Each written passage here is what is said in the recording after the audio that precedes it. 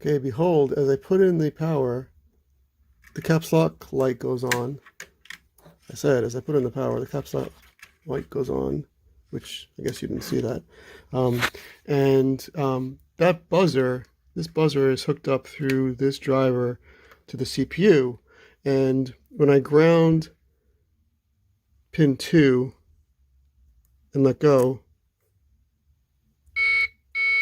it beeps. And because it's not until I let go that it beeps, it's telling me that the CPU is running. Because otherwise it would beep right away. And it's when I hold this pin low to ground that it's in the, I guess, the reset mode, and then it starts up and it beeps.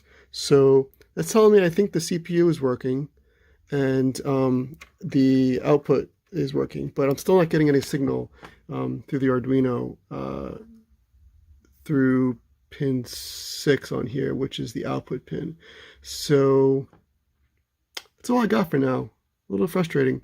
Other possibilities are every key's foam or foil is degraded to the point where it doesn't work, which I don't think is possible because I think the foil still works. You can push it all the way down, but I'm not sure.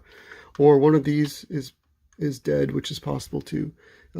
Until I get more of a logic analyzer, I don't really have a good way to test this. So that's it for now.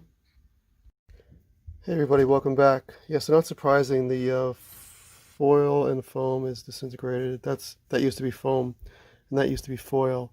I think that maybe they are all bad. In fact, there's still one stuck on the board here. That looks like it's from this side. It's hard to tell. So I'm going to clean up some of these contacts to see if that will let me type on here. Legend has it that since this is capacitive, you don't even need, you can just type with your fingers because there's enough capacitance in your fingers to make the connection. So I'm also going to check some of these foil discs to see if they have any conductance. It looks like they don't. They're not really shiny. They look sort of see-through at this point. So I'm going to check it out and let you know. Thanks for watching.